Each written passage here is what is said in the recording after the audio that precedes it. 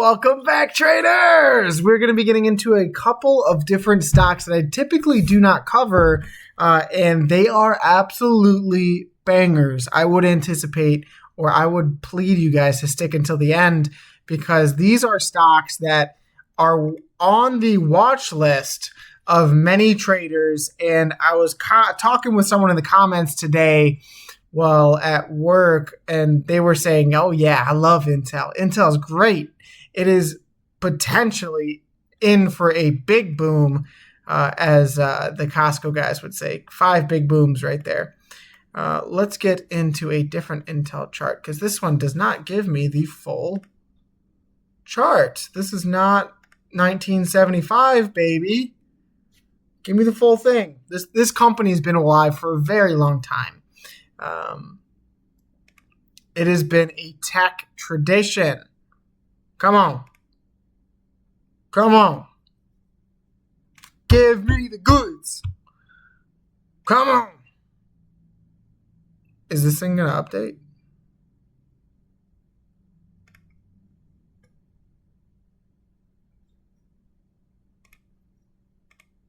Do it. Do it.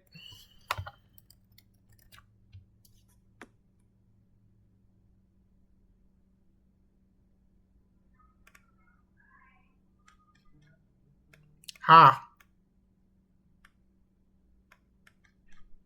Okay. We have the RSI overview. Let's change that. Move to panel below. Okay. Intel. Where do we start, guys? Where do we start on this thing?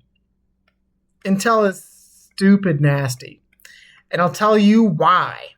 The U.S. government is looking for a company to house chips, typically one that is housed out of America. This thing has been alive since my parents, 1973, this thing was birthed, and it became a staple of the tech industry. And you formed this triple three rising valleys back in 79, I think. Back in 78, 79. You touched it once, twice, 3 times, 4 times, 5 times, and you've now came back all the way back to test this thing.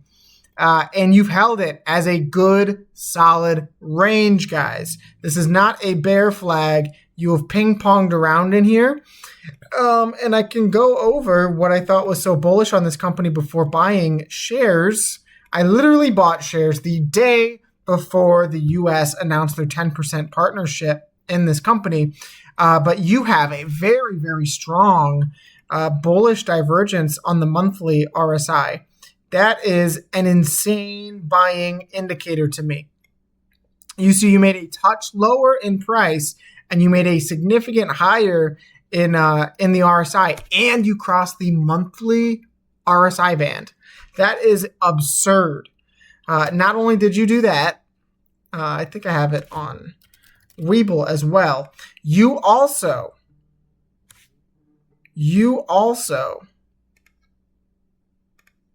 on the monthly made a touch of MACD bullish divergence, in which you went one more lower low and you made a higher high in the MACD. Significantly bullish. And if I went to the daily chart, guys, you guys would not believe what you're on the verge of doing. On Intel, you are within a bull flag, which would theoretically take you up to $33, and about to open up the week next week with a golden cross. That is insanely bullish, guys. I don't have to tell you how bullish that truthfully is. It looks like you were peeking out of this bull flag as well. You can't stop, won't stop Intel next week is what I'm saying. This thing is on the verge of doing something nasty. The only thing I would say, I don't like this cross down on the MACD, but that could easily be invalidated. Keeping in mind you have this gap down here at $20 flat from the initial rumor of Intel's accumulation from the government. Going into Intel as well, you're within this two different bullish reversal patterns here. On Intel, you have a falling wedge pattern inside of a potential broadening bullish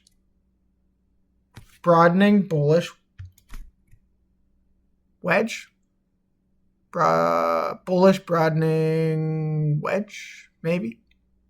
I'm losing the pattern name. But it's in a broadening something,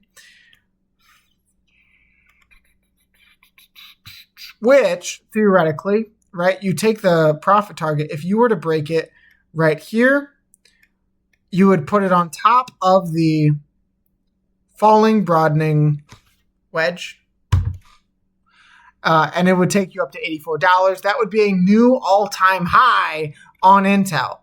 A new all-time high, as well as an absolutely crazy rally to the upside. I'll give you guys an example of a stock that has done this recently, and that's NVIDIA. NVIDIA had an absolutely nasty falling broadening wedge. Am I getting that right?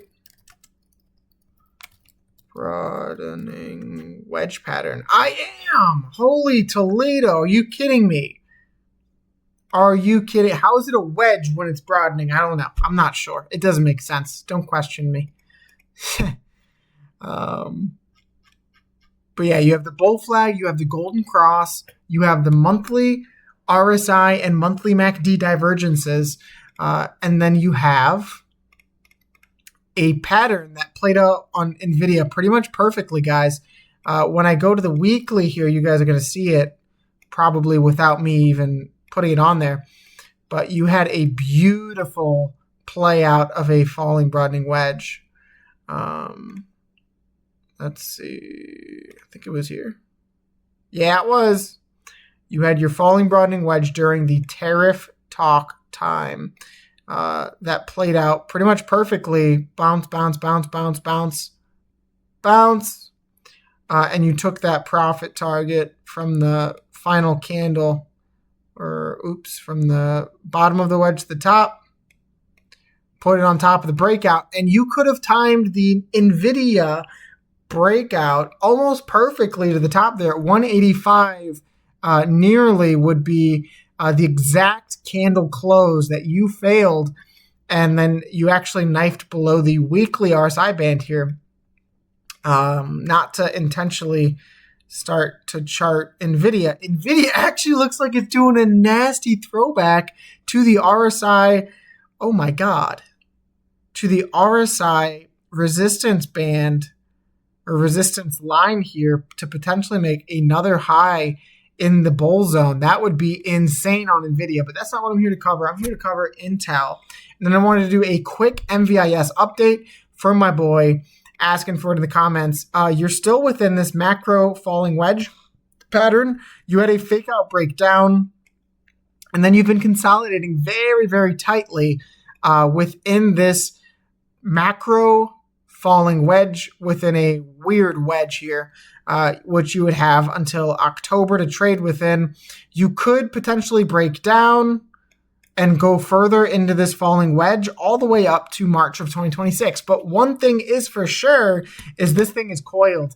If you go to the daily Bollinger Bands, which we can here for you, if you go to the daily Bollinger Bands, this thing is absolutely coiled on the daily Bollinger Bands. And it's something that I posted on my Twitter for Jackie Lette. I'm not going to say his full name. He covers GameStop and many other stocks. But I started talking about it right back here. That was the most coiled I've ever seen this thing ever. You then made a pop-up and a retest, and you're still consolidating within this flag or wedge formation here. One thing I will say is I like this bounce off of the daily RSI midband. Almost perfectly bouncing off of it. And I like the strength holding this. Come on. There we go. I like the strength holding this flag or wedge pattern here. You don't have to break down here. You could, and that's what I would say be careful about. But if I go to the weekly here, guys, there is a significant touch of weekly bullish divergence that you have not seen on this stock in quite some time. Let's pull it up. And this is, as far as I'm aware, yet to play out. Yeah. Let's pull it up. So you made a lower low in price while RSI made a higher low. That is typically, in many times, a bottoming signal that your price made a lower low while the RSI makes a higher low. And you're right on top of this macro trend line that took you from the bottom up to 195. And now you're testing it once more. That could be your launch pad, and you could expect Microvision to potentially get a little volatile here going into the next month. I think it really just determines what happens in September within this chop. You could break it, retest, and then October could be your time to gain this 297.